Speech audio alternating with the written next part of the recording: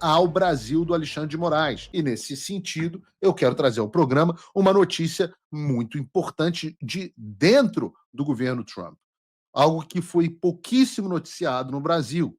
Na última quinta-feira, o Andrew Ferguson, presidente da Comissão Federal de Comércio dos Estados Unidos, o órgão responsável pela proteção do consumidor americano contra práticas comerciais enganosas ou desleais, ele enviou uma carta para todas as Big Tech, as grandes empresas de tecnologia dos Estados Unidos. Estou falando aqui de Meta, Google, X, Microsoft, Apple e etc. E o que diz a carta? Os americanos prezam, com razão, pela primeira emenda e sua garantia de liberdade de expressão. Compreendemos que a grandeza e a prosperidade da América decorrem, em grande medida, de seu zelo inabalável pelo livre intercâmbio de ideias. E isso tem a ver até com o que eu disse ontem, na minha entrevista no Metrópolis, né? As pessoas, Paulo, vale a pena você ter problemas na economia para lutar contra a ditadura? Ora, uma economia só pode inovar se houver livre intercâmbio de ideias. A China, por exemplo, tem uma dificuldade enorme com inovação, tem que roubar a propriedade intelectual desenvolvida onde? Em países como os Estados Unidos, que têm livre intercâmbio de ideia.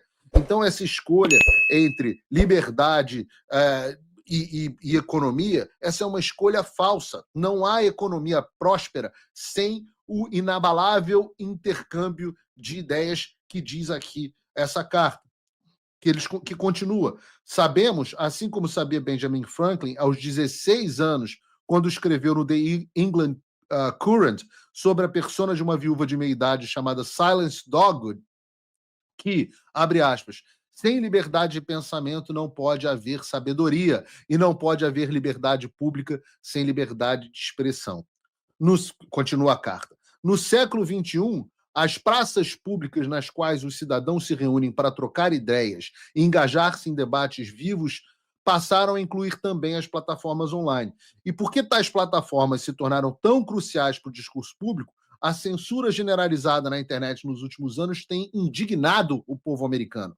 Não apenas cidadãos foram censurados e expulsos dessas plataformas por expressarem opiniões e crenças que não eram compartilhadas por uma pequena elite do Vale do Silício, mas a administração anterior atuou ativamente para incentivar tal censura. E aqui vale uma explicação.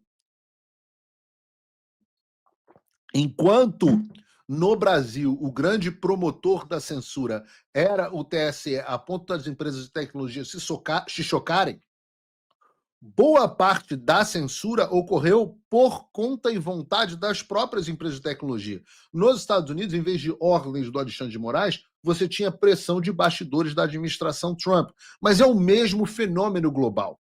Ora, lembre-se, veio das próprias plataformas de rede social, em 2017, 2018, começarem a mudar os seus termos de serviço para incluírem discurso de ódio, desinformação, esses termos que depois acabaram incorporados pelo TSE. Então é a isso que o FTC está respondendo aqui. É a isso que ele está dizendo, olha, redes sociais, durante muito tempo, vocês censuraram porque vocês não gostavam das ideias da população. Isso precisa acabar. E eles continuam. O presidente Trump pôs fim de maneira célere à instrumentalização do governo federal contra americanos e suas liberdades. Mas governos estrangeiros, prestem atenção nessa parte, porque vocês acham que eu estou falando de uma pauta americana, mas tcharam, na verdade eu não estou falando de uma pauta brasileira, porque vejam este trecho. E eu acho admirável que isso tenha sido tão pouco explorado no Brasil. Vejam, mas governos estrangeiros representam ameaças emergentes e contínuas ao livre intercâmbio de ideias.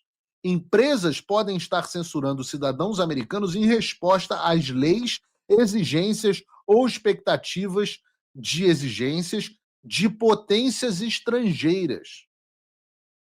O que estão dizendo aqui? Ora, americanos têm acabado sofrendo censura por conta de legislações de outros países. Além disso, as políticas anti-encriptação de governo estrangeiro podem estar levando as empresas a enfraquecer medidas de segurança de dados e outros mecanismos tecnológicos destinados a garantir aos americanos o direito de comunicação anônima e privada. Especificamente, têm ocorrido inúmeras tentativas recentes de governos estrangeiros de pressionar a sua empresa a censurar conteúdos ou a degradar a segurança de seus usuários de seus serviços. Vejam, quando o Alan dos Santos tem os seus dados nos Estados Unidos, ou Paulo Figueiredo, solicitados a uma empresa americana por uma corte brasileira, que é especificamente o tema da ação do Rumble e da Trump Media contra o Alexandre de Moraes, é a isso que o FTC está se referindo. Eles dizem: estou preocupado que essas ações de potências estrangeiras para impor censura e enfraquecer a criptografia de ponta a ponta corroam a liberdade dos americanos e os submetam a inúmeros males, tais como a vigilância por governos estrangeiros. Alô, Alexandre? E o aumento do risco de roubo de identidade e fraude. Também me preocupa que empresas como a sua, ele está mandando para empresas de tecnologia, para todas elas, possam simplificar a conformidade com leis, exigências ou expectativas de exigência de governos estrangeiros, censurando americanos ou submetendo-os a uma vigilância estrangeira ampliada, mesmo quando os pedidos do governo estrangeiro não exigem tecnicamente isso.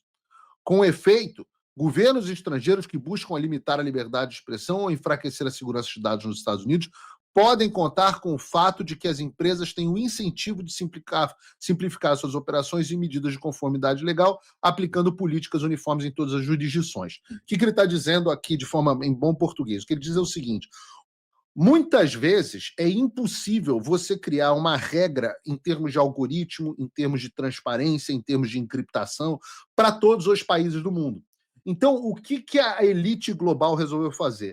Putz, Donald Trump ganhou nos Estados Unidos. Acabou o negócio de censurar o discurso da direita e o discurso popular nos Estados Unidos. O que a gente pode fazer? Ora, vamos aproveitar os grandes mercados de redes sociais, onde a esquerda está no poder, e vamos criar leis nesses mercados. Por quê? Porque as empresas de tecnologias, como elas não conseguem criar regras diferentes, né, que chama de geofencing, né, geocerca, não conseguem criar geocercas em todas as jurisdições, elas fazem uma regra geral. E aí falam assim: olha, vou colocar nos meus termos de serviço que todo mundo vai ser mais ou menos censurado. Vou criar um algoritmo que vai censurar discurso político de direita no mundo inteiro, porque é mais fácil. E é isso que eles estão dizendo aqui, que com isso você acaba tendo cidadãos americanos atingidos não só em países e ditaduras como o Brasil, ou a Europa, como que está caminhando nessa direção também, e você acaba tendo americanos atingidos, como foi o meu caso, como o caso Constantino e outros, mas você também tem o efeito dessas empresas acabarem criando empecilhos dentro dos Estados Unidos para atender essas demandas. O que eles dizem, então? Censurar americanos para cumprir leis, exigências ou expectativas de exigência de uma potência estrangeira também pode violar a seção 5. Os consumidores americanos não esperam, de forma razoável, ser censurados para apaziguar um poder estrangeiro e podem ser induzidos em erro por tais ações. Da mesma forma que ocorre com medidas de segurança enfraquecidas, os consumidores podem ser ainda enganados caso as empresas não informem de maneira clara e proeminente que determinadas políticas de censura foram adotadas em razão das ações de um governo estrangeiro, já que os consumidores podem não desejar utilizar um serviço que os expõe a censuras de potências estrangeiras. Isso é muito direcionado ao Brasil do Alexandre de Moraes. É uma surpresa enorme, quase que uma surpresa enorme, que a imprensa brasileira não tenha relatado isso com o nível de profundidade que precisa ter. Atenção, Hugo Mota, atenção, Congresso Nacional.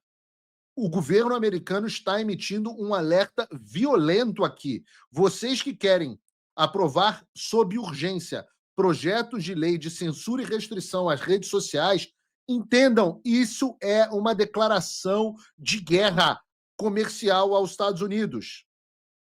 Continua a carta. Além disso, pode constituir uma prática desleal de submeter os consumidores americanos à censura de um poder estrangeiro mediante a aplicação de requisitos legais, exigência ou expectativas de exigência de uma jurisdição estrangeira a consumidores que se encontram fora dessa jurisdição. Tudo que descreveu Andrew Ferguson é aplicado diretamente ao Brasil. Trump voltou à presidência. E isso é um alívio, sem dúvida. Mas o que isso muda no Brasil? Nada, se ninguém fizer nada. A verdade é que a esperança não pode virar passividade. As coisas não vão se resolver sozinhas, e muito menos com textão e xingamento nas redes sociais.